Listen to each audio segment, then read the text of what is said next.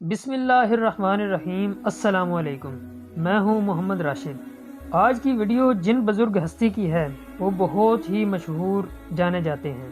جو لوگ رسول اللہ صلی اللہ علیہ وآلہ وسلم سے ملے اور آپ کے ساتھ وقت گزارا وہ آپ کے اصحاب یعنی صحابہ کے نام سے جانے جاتے ہیں۔ لیکن تاریخ میں ایک ایسا شخص بھی زندہ رہا جو تابعین تھا مگر ان سے ملے بغیر۔ تابعین وہ ہستی ہیں جنہوں نے حضور پاک صلی اللہ علیہ وآلہ وسلم کو تو نہیں دیکھا مگر آپ کے اصحاب کرام کے ساتھ ملاقات کی، ان کو تابعین کہتے ہیں۔ معزز سامعین، یہ معزز آدمی کون تھے؟ یہ اعزاز اویس کرنی رضی اللہ تعالیٰ عنہ کے لیے تھا۔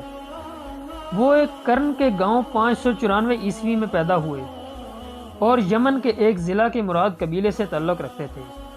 ان کے والد عامر ایک خدا ترس آدمی تھے اور انہوں نے اسے اسلامی تعلیم سکھائی، یہاں تک کہ اس نے اویس کو چھوٹی عمر میں ہی چھوڑ دیا کیونکہ خاندان غریب تھا اور اویس اعلیٰ تعلیم کا متحمل نہیں تھے، اور انہوں نے اپنے آپ کو نماز، روزہ اور اپنی بوڑھی نابینا ماں کی خدمت کے لیے وقف کر دیا۔ نبی کریم صلی اللہ علیہ وآلہ وسلم سے ان کی محبت کیا تھی؟ اویس کرنی رضی اللہ تعالیٰ عنہ کی محبت تاریخ اسلام میں نمایاں ہے۔ یہ ان کی نبی کریم صلی اللہ علیہ وآلہ وسلم اور خالق عظیم سے غیر متعینہ محبت تھی جس نے ان کے درجات کو بلند کیا اور ہر صحابی حتیٰ کہ جس کی تمنا کرتے تھے انہیں حاصل کیا۔ جب انہیں معلوم ہوا کہ 625 عیسوی میں جنگ احد میں رسول اللہ صلی اللہ علیہ وآلہ وسلم کا دانت مبارک شہید ہو گیا تو آپ صلی اللہ علیہ وآلہ وسلم کے پیار و محبت سے اپنے تمام دانت توڑ دیے۔ کیا ان کی ملاقات رسول اللہ صلی اللہ علیہ وآلہ وسلم سے ہوئی؟ حضرت اویس کرنی رضی اللہ تعالیٰ عنہ کی شدید خواہش تھی کہ وہ حضور پاک صلی اللہ علیہ وآلہ وسلم سے ملاقات کریں۔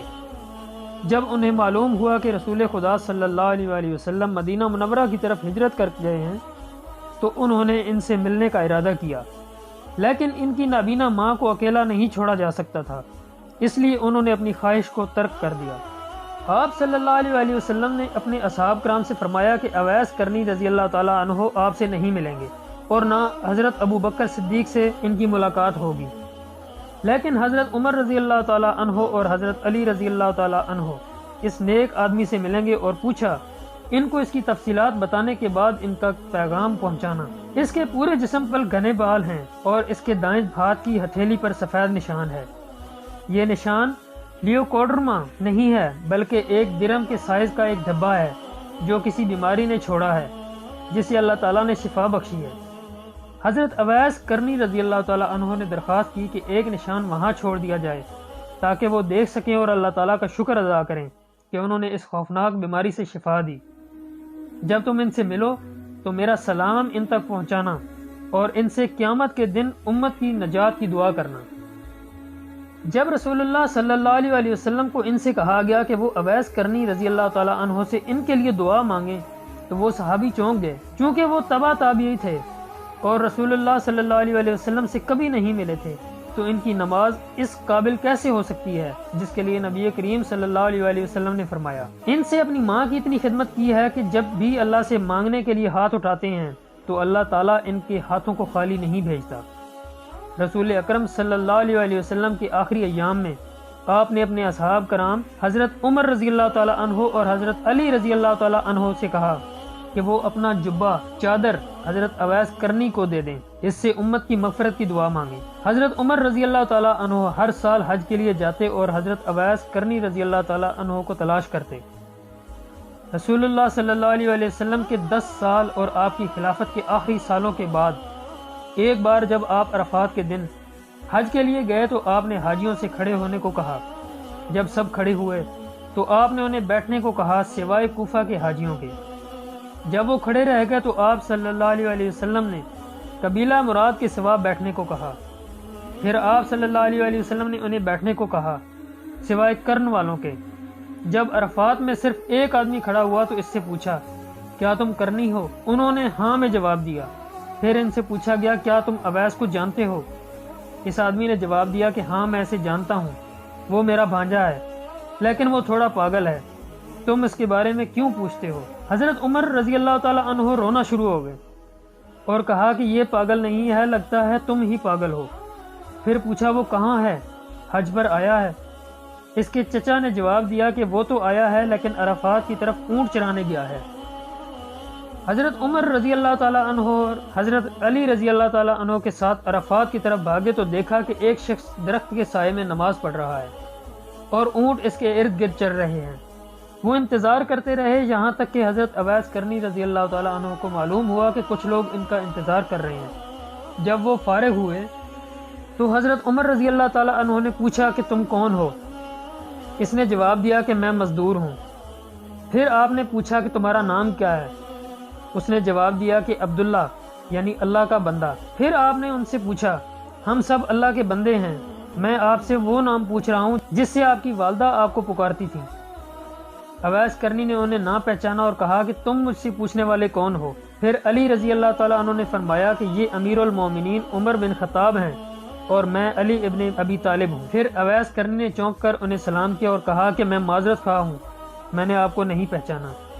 حضرت عمر رضی اللہ تعالیٰ عنہ نے فرمایا اپنے ہاتھ اٹھاؤ، ہمارے لیے دعا کرو۔ اس نے چونک کر کہا کہ میں تمہارے لیے کیسے ہاتھ اٹھا سکتا ہوں؟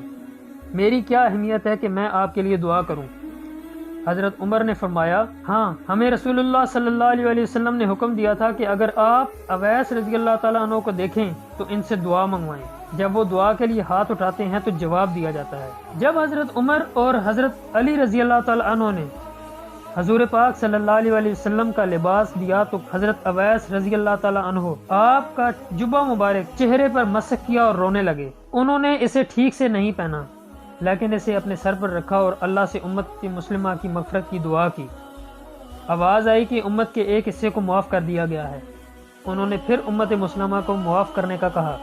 ایک اور آواز آئی، ہم نے امت مسلمہ کے ایک حصے کو معاف کر دیا ہے۔ اسی دوران حضرت عمر رضی اللہ تعالیٰ عنہ اور حضرت علی رضی اللہ تعالیٰ عنہ پریشان ہو گئے کہ وہ حرکت نہیں کر رہے تھے اور انہیں بلایا، جس پر آپ صلی اللہ علیہ وسلم نے جواب دیا کہ اگر آپ نے انہیں پریشان نہ کیا ہوتا تو پوری امت مسلمہ سے معافی مانگتا۔ جب عمر رضی اللہ تعالیٰ عنہ نے حضرت اویس کرنی سے ان کے لیے دعا کرنے کو کہا، انہوں نے جواب دیا میں ہر نماز کے آخر میں سب کی مغفرت کی دعا کرتا ہوں۔ اگر تم اللہ اور اس کے رسول صلی اللہ علیہ وسلم پر ایمان رکھو گے تمہاری قبروں میں میری دعائیں قبول ہوں گی۔ حضرت عزیر بن جبیر رضی اللہ تعالیٰ عنہ سے روایت ہے کہ ایک مرتبہ حضرت عمر رضی اللہ تعالیٰ عنہ ان سے پوچھا کہاں جانے کا ارادہ ہے؟ فرمایا کوفہ کی طرف۔ حضرت عمر نے فرمایا کہ میں تمہارے لیے اس کے گورنر کو خط لکھتا ہوں، لیکن اویس رضی اللہ تعالیٰ عنہ نے کہا کہ مجھے غریبوں کے درمیان رہنا پسند ہے۔ معزز سامعین، روایت ہے کہ جب لوگ جنت میں جائیں گے تو اویس بھی ہوں گے۔ جب وہ جنت کے دروازے پر پہنچیں گے تو کہا جائے گا کہ اویس کے علاوہ باقی سب آگے بڑھ سکتے ہو۔ اویس ڈر جائیں گے اور پوچھیں گے کہ اے اللہ تو نے مجھے کیوں روکا؟ اللہ تعالیٰ فرمائے گا کہ تم ٹھہرو، باقی جانے دو۔ اب آپ کے سامنے وہ لوگ کھڑے ہیں جو جہنم میں جانے والے ہیں، ان کی شفاعت کیجیے، آپ کی وجہ سے ہزاروں کو جنت ملے گی، اسی لیے میں نے تمہیں روکا ہے کہ تم شفاعت کرو، جس کی طرف تمہاری انگلی ہے میں تمہیں وہ جنت دوں گا۔ یہ مختصر سا واقعہ میں نے اپنی ویڈیو میں ان کا بیان کیا ہے۔ آپ کی وفات کے بارے میں مختلف روایات مختلف بیان کرتی ہیں۔ ایک روایت کہتی ہے کہ آپ نے 37 ہجری میں جنگ صفین میں علی رضی اللہ تعالیٰ عنہ کے ساتھ حصہ لیا اور 63 سال کی عمر میں بری طرح زخمی ہوئے، جبکہ دوسری روایت میں ہے کہ وہ آذربائیجان میں مسلم فوج کے ساتھ تھے، جہاں ان کے پیٹ میں درد ہوا اور ان کی موت ہو گئی۔ تاہم ان کی تدفین شام کے شہر الرقہ میں ہوئی۔ وفات 3 رجب 36 ہجری 656 عیسوی۔ آج کی ویڈیو میں اتنا ہی، انشاءاللہ اگلی ویڈیو میں ملاقات ہوگی، تب تک کے لیے اللہ حافظ۔